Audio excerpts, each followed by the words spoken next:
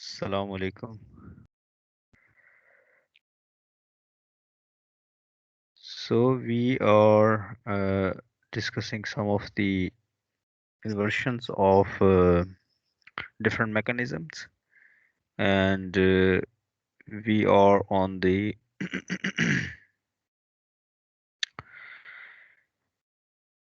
on the inversion of slider crack mechanism. So in our last example, in our last lecture, we have discussed example 5.1, and where we defined one of the angle alpha, uh, which was one of the parameter which was determined in this problem. And then another term was basically finding the uh, ratio of the time, basically, which is in short called as a time ratio, basically. So these two things were determined in the last problem, for example 5.1. So we found that the time of cutting stroke to time of return stroke is 1.72, time ratio is 1.72. So as explained in slider crack mechanism, so it is basically just like a quick return mechanism as well. So the time of cutting stroke is 1.72 times larger than the return stroke.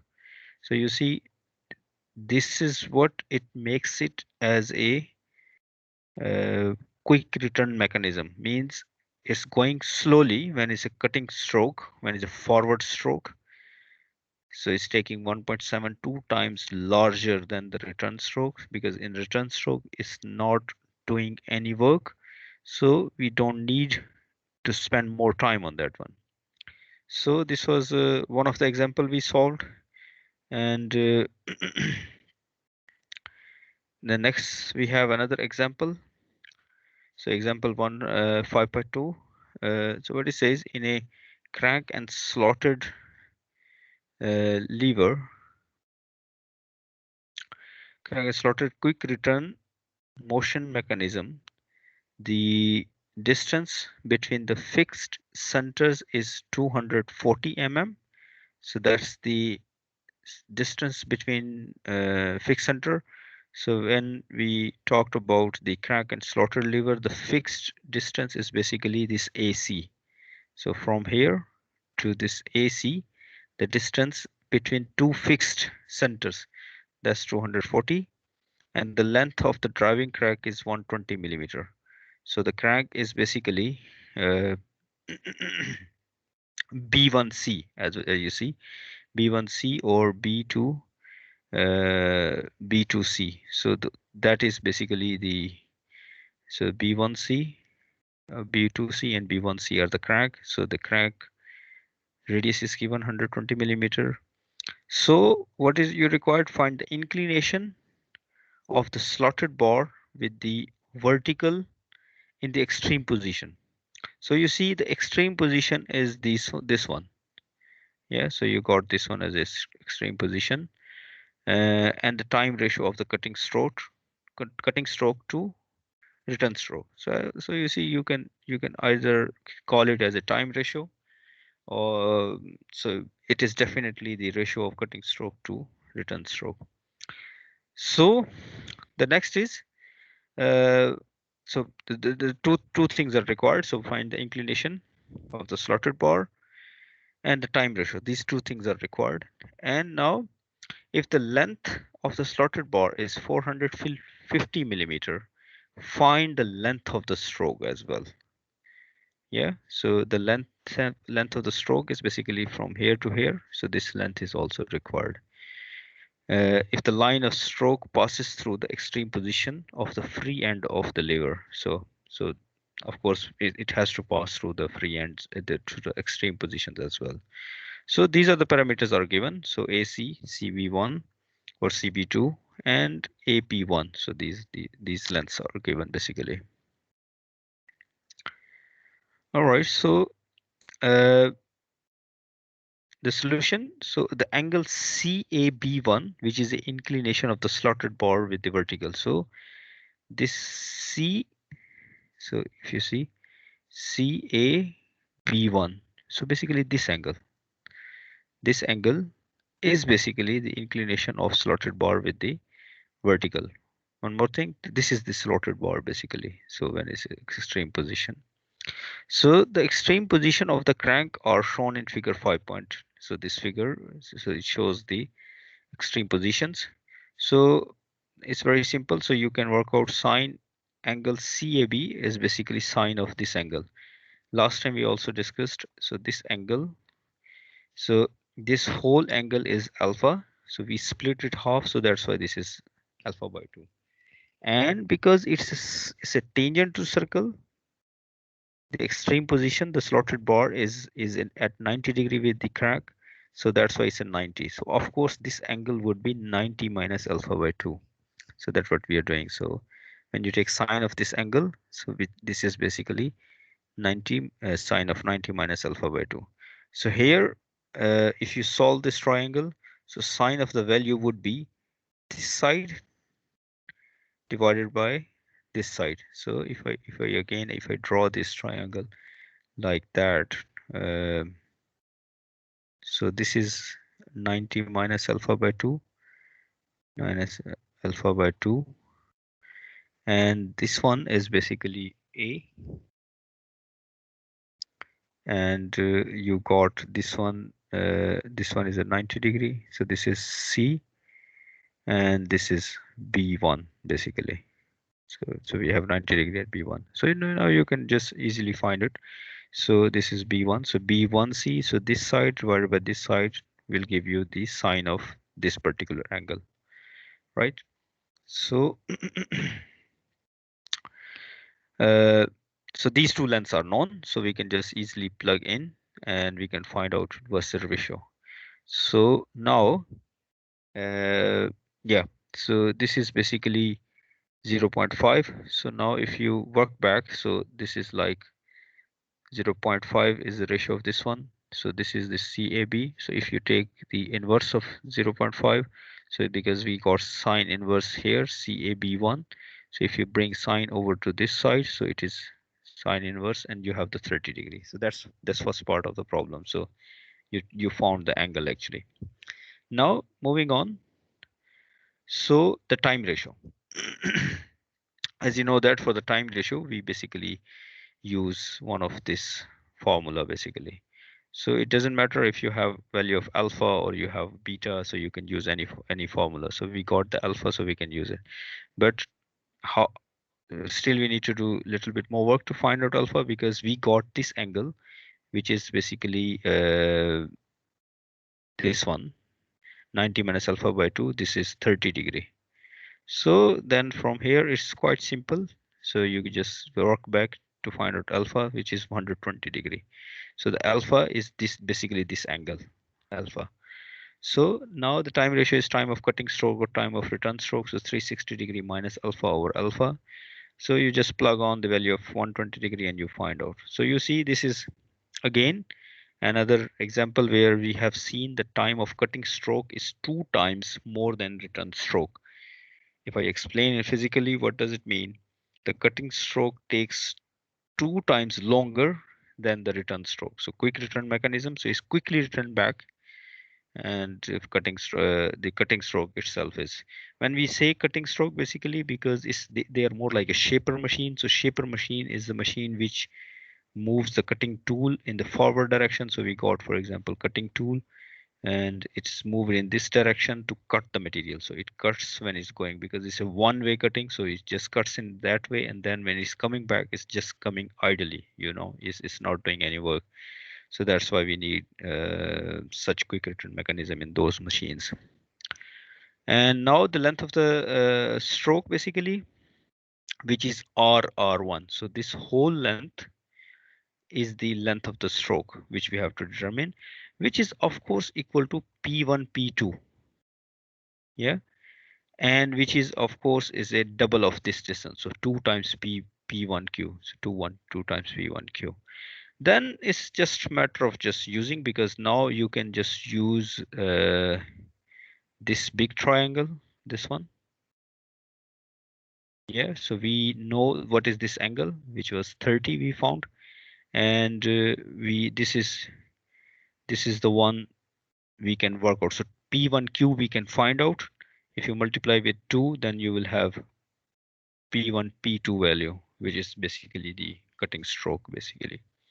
So this is again, if I, for example, draw this triangle like that. So we are interested. So this is A. This angle is being determined, which is 90 minus alpha by 2. This is 30. And we also got, you can directly plug 30, or you can also plug 90 minus alpha by 2 basically. And this is A, this is Q, and this is P1. So if you do the sine of this angle, sine of this 30 degree, or if you write 90 minus alpha by 2, this must be equal to P1Q over AP1. So the length of, so AP1 is this length from here to here, which is the length of slotted bar, 450 millimeter, that's given. P1Q, so we have to determine, and sine of this we know, so we can rearrange the equation to work out what will be the length basically. So from here we found that the length is also coming up to be 450 millimeter. 450 millimeter is the length of stroke. So the lesson from here is basically the line of stroke and P1, P2 in this inversion of slider crack quick return mechanism, they are the same basically. And of course, the cutting time ratio is also another important thing to learn.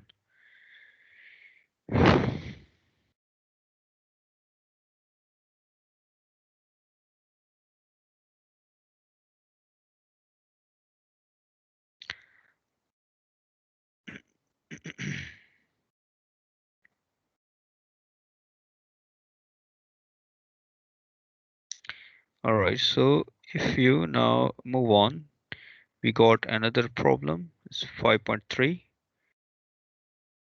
So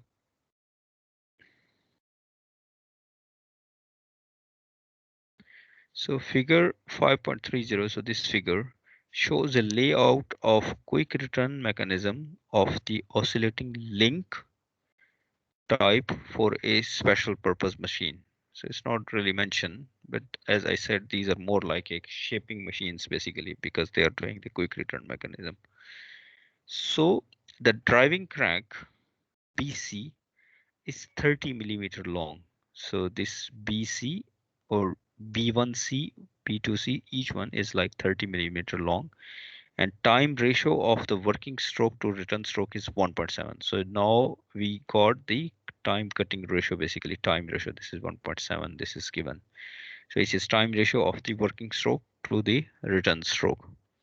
So if the length of the working stroke is R is 120 millimeter, so this is the length of the working stroke. So which is from here is basically P1 to P2, or basically R1 to R2. So this is 120 millimeter that's given. Determine the dimensions of AC and AP. So you need to work out what will be this length AC and length AP basically. So you see in this mechanism a little bit of difference here. So instead of cutting line up as in last example, so you see line of stroke was up here, R1 R2 was here, and the point where the slotted lever is being connected, it was lower here. But this time is the other way around. So we got the P1 P2 over here, but we got cutting stroke over here basically. Yeah, so the given things are, so this one is basically is schematically is shown here as well. So you see the P1, which is the extreme point of this slotted lever, is higher now. So that's why we have P1, P2 over here, and then cutting stroke basically is down here. So it's moving in this way basically, and the crank is moving in this way. Uh, all right, so the given is we got the value of BC, the crack radius, we got the cutting stroke R1, R2, and the time ratio. So these parameter 1.7, these are given. So so we can work out by using the ratio which is given by using this formula. So 1.7 is given. So you see there is only one unknown. So 1.7 is given. So you can rearrange or you can find out value of alpha, right? So this whole value alpha is now determined. Of course, the half angle is 133. So the half angle is 66.65. So this half angle for this little triangle is 66.65. So the extreme position of the crack are also shown from right angle triangle ABA B1C. So now we are talking about this triangle. Yeah, so you can see from this triangle, if you know this alpha by 2, which is 66.65, and this is 90, of course you know this angle as well, so you know the angles actually. So working out the length wouldn't be difficult because we know this length as well, B1C. So if you take sine of the angle, so sine of 90 minus alpha 2, so again sine of this angle would be basically this length B1C divided by AC, because this is hypotenuse.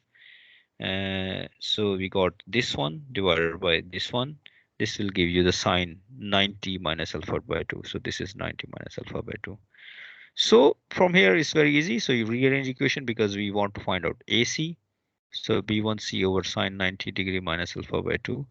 And BC, basically you can just directly plug the value of alpha here, or of course you can write by using the trigonometric functions. So 90 minus alpha by 2 will be of sine will be cos. This is their kind of like reciprocal basically. And also here just to make sure, so B1C is equal to BC. So B1C is equal to BC, and of course a general term C, BC, basically B is any point on this circle basically. So then it's just matter of plugging in numbers, and then we found AC length. So this was quite straightforward actually. The second thing is we need to work out what's the AP. So this length. So this length basically. So length of stroke. So we know that. So this is a similar equation we discussed. R1, R2. So this R1, R2. So starting from here to this point, R1, R2 are same as P1, P2. So they're not different. So that's why R1, R2 is equal to P1, P2. And this is 2 times P1Q. So this is 2 times of this length because on each side is equal length. Same triangle, which I explained in the last one, in last example. So here, this time is again converting this sine 90 degree minus alpha by 2 to cos alpha by 2. So it's really up to you basically. You can just plug in the value of alpha because alpha is determined here already. So you just rearrange the equation because R1, R2 are, yeah, R1, R2 is given. So you can work out AP1 basically. Yeah. So from here, if you divide this one further and you have the AP1. So this problem 5.2 is a little bit of more designing problem basically. So where some of the parameters are given, for example, uh, the cutting stroke length, that is something given, and you have to design what will be the length of other links basically. So you have worked out what will be the length of AC, and you have the AC is basically the fixed length, the frame length basically, and then you have the uh, AP, the length, the slotted lever length basically. So these are some things you can really calculate, which is like more like a designing problem.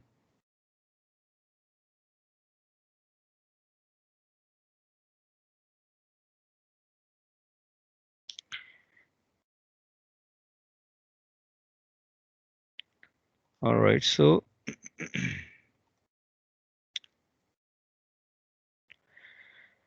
uh, Example 5.4. So we can do one more problem.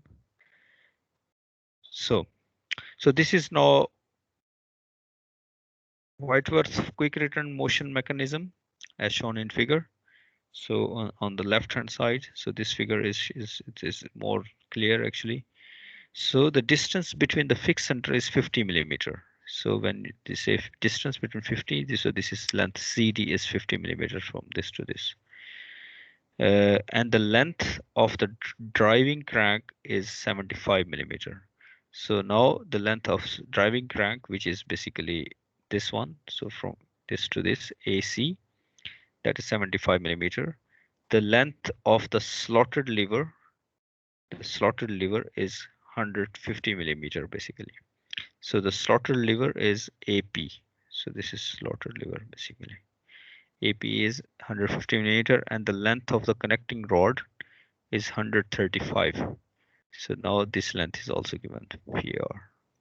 This is the connecting rod.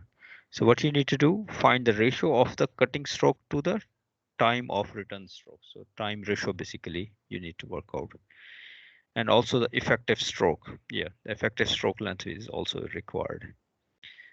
So yeah, so these lengths are given. So CD as discussed, so 50 mm, CA 75 mm and PA 150 mm and PR is 135 mm. So these are the parameters which are already given.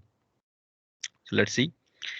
So what we have here, so the extreme positions, so the extreme position of the driving crank are shown in figure 5.33 from the geometry of the figure. So extreme positions are basically mentioned. So one is the extreme position when this crank is at A1 and another extreme position when is at A2 basically. Yeah. So once again, so this crank when it's rotating, of course, when this AC is at A1 position, so this A1 is moving, this is one of the extreme position. So that's the maximum it can go this way. And another extreme position is A2 when is with the leftward basically. So when we know the extreme position, so one angle should be alpha or beta, another angle 360 minus. So if let's say this one is being considered beta, so the half of angle is beta by 2, and this one of course would be alpha. So we'll see. So now when we know certain lengths, so if you look at basically this triangle, if I draw this triangle,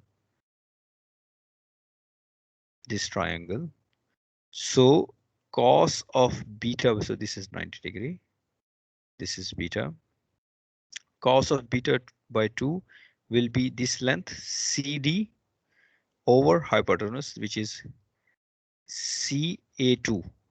Yeah, so this length. So CA length is basically given. So you see one thing you need to understand. So CA2 or CA1 or CA, they are all same because this one is moving in a circle. So this is radius. So this is crank. So this is always constant. So CA2 is 75 millimeter. Wherever it go, it has this length basically. So CD is a fix. This is also not changing. So this is 50. So you can work out what's a beta angle basically. Yeah. So this beta angle is there. So now, so you can work out what will be the cutting ratio, time of cutting stroke to the time of return stroke, which is very simple actually.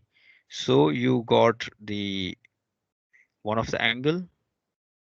So this time is a beta.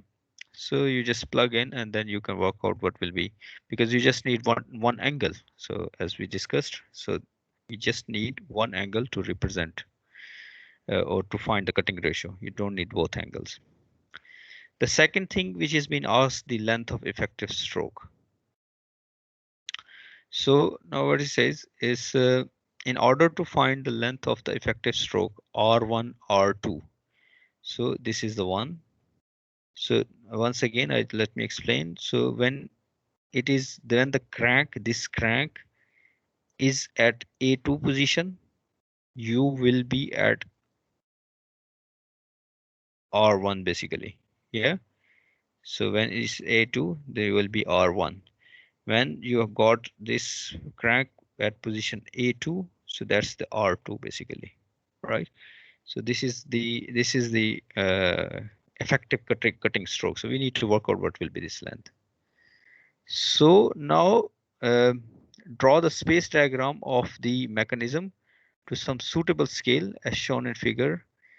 Uh, Mark P1 R2, P2 R2 is equal to PR. So now what is asking, you can draw on with the scale, right? You know this length, you know, so first you draw this length CD, which is 50 millimeter. Then from here you can draw a circle, right? You can draw a circle with a radius of 75 mm. So CA is 75 mm. So you draw this circle. And then you need to locate what will be your A2 and A1. So where those position will be. How you do that? You make with a protector, for example, you know angle beta. You through a protector, you just draw this line beta by 2. And wherever it intersects the circle, that will be the effective stroke line basically. So that's the line, right? So that will be basically the one which is required basically. Now what you need to do is basically, so you know this one where is intersect this position, this will be called A1 basically. So the straight line, when you draw the straight line which is perpendicular to this CD, the straight line will then intersect the circle. Yeah, so A1, so it intersect here. So so you know the extreme positions now basically. Then we know the length PA basically. So let me check quickly. Yeah, so we know the length PA. So this length is being known. So you just draw passing through here, and this will be your, you can further determine what will be this length basically DP, right?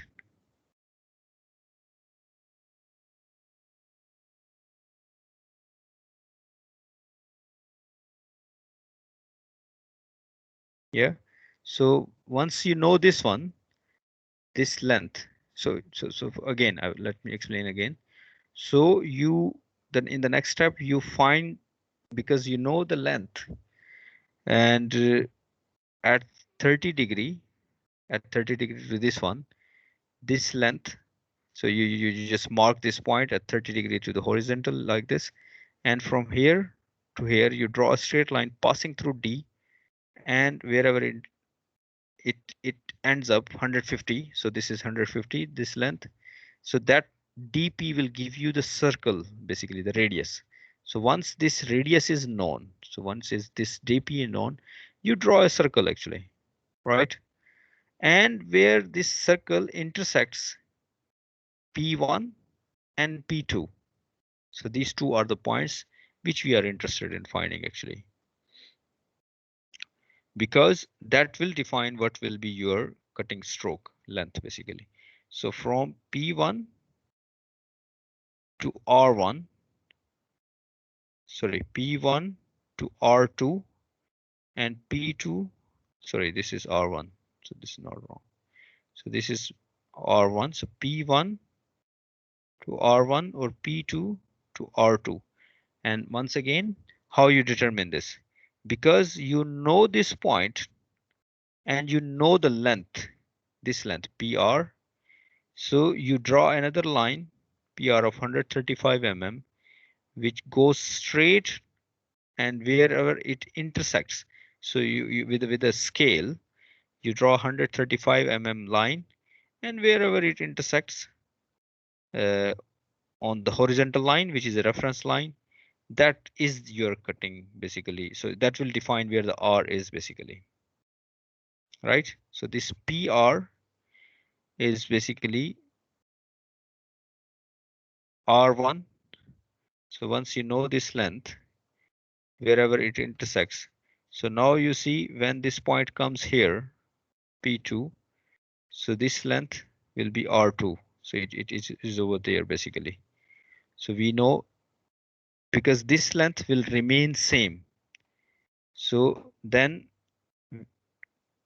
from here to here, you mark the point. So basically, so this is the length.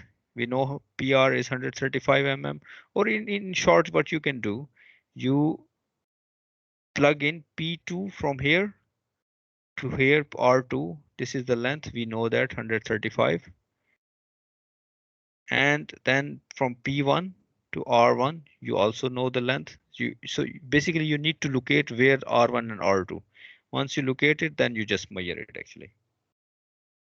So again, once again, let me have a closing remark on this one. So once we know P1 and P2, you just mark from P2 to R2. This is the length because this is 135 because this will remain constant. And from P1 to R1, you mark again. And then you just work out what will be the R1 to R2 length basically. So that's what he has determined here, 87.5. So I will leave this drawing to you. Uh, I'm quite sure you will be able to do it because it's a little bit of practice you need. And this way, it would be very good to validate the answer as well. So yeah, so I will look at I will be really looking after to see your response, especially the drawing, and it will be very good if you could share the image actually when you're drawing, so you can share those with me. This will be quite helpful.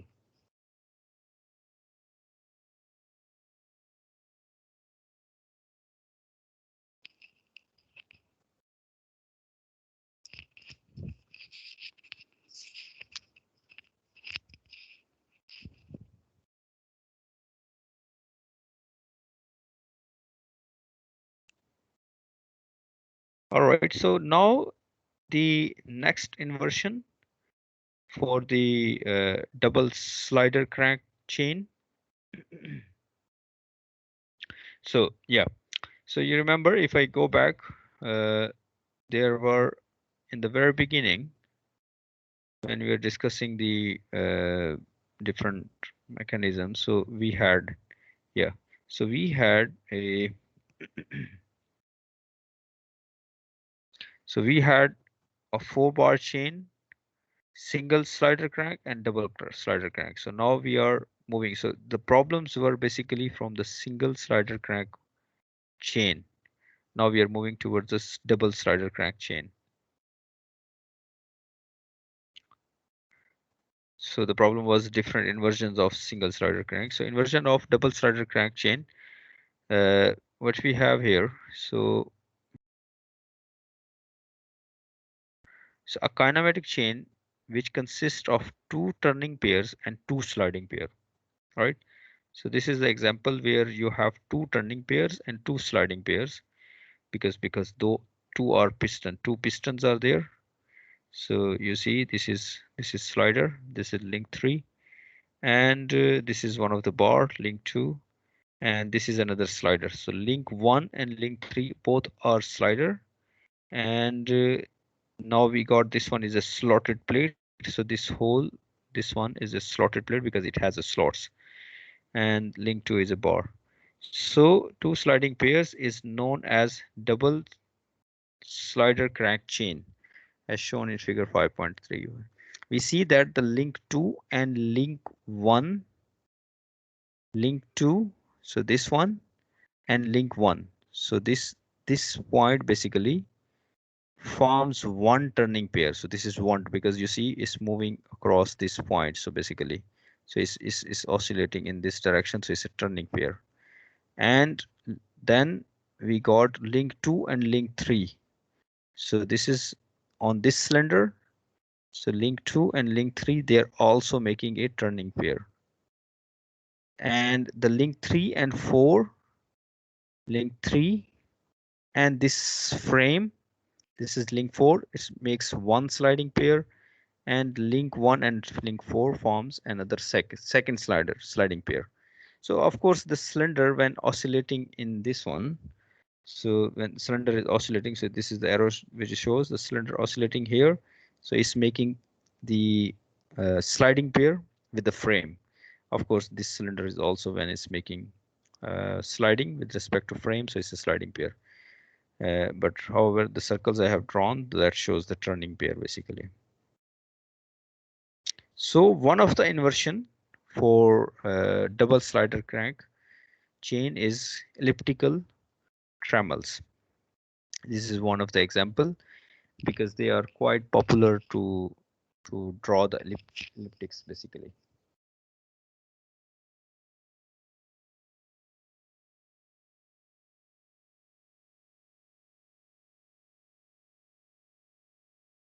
So I think we can discuss further, yeah, because it will take some time in the next lecture basically. All right, thank you very much.